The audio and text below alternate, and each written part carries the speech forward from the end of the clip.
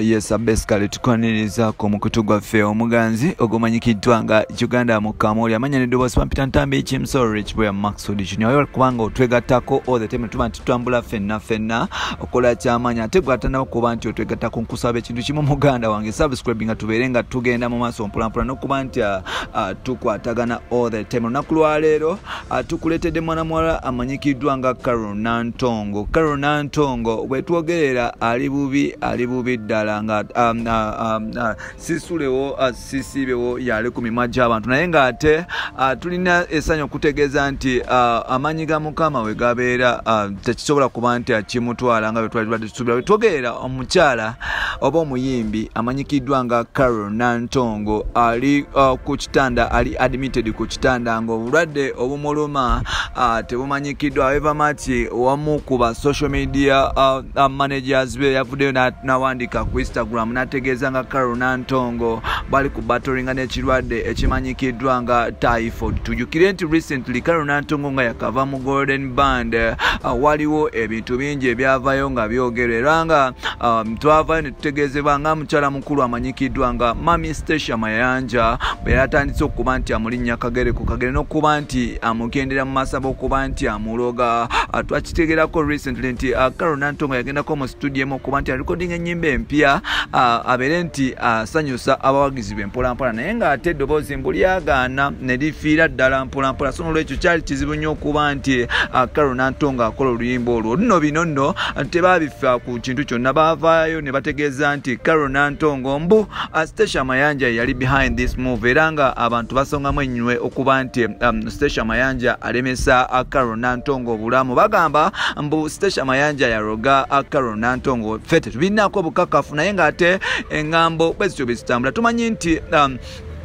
eddogo mu bayimbi ba bandi lingi Matendo Bandi yaliko ne bato wakati Matendo Bandi musajja mukulu amanyikiddwa nga Fred Sebata recently yaliko oba previous years yali mu lutalo wakati we ne Eagles Production yaba Mr. Kisemakola ko gata Ronald Mayinja Geoffrey Rutaya n'abakyala abamanyikiddwa nga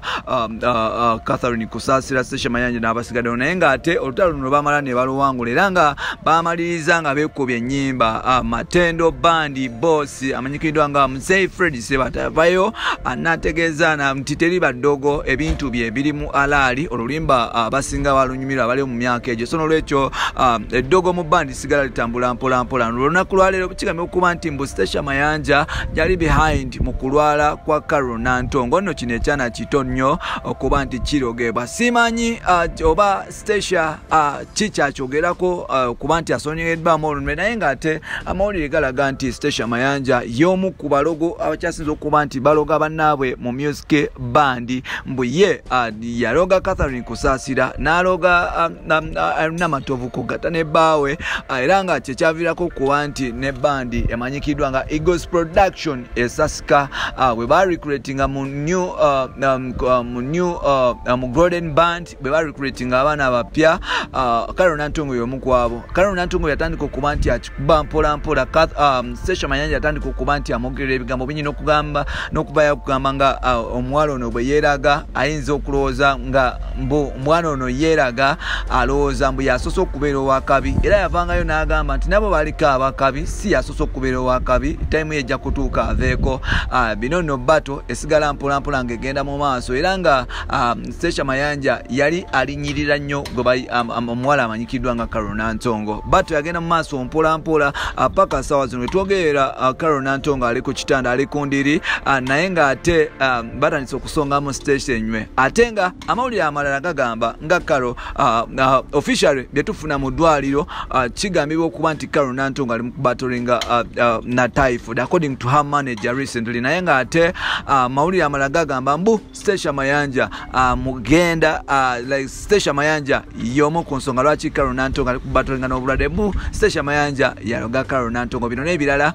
byoba olinda mu episodes zaffe ezizako. Nsikadde Ntambi James, oliwaddemu okuba nti osubscribinga mwana wa mama tubanga tutambula mpola mpola, ate oliwaddemu okuba nti otufollowinga ku mikutu gyaffe egy'enjawulo. Nkozesa Ntambi Kimso on Facebook, then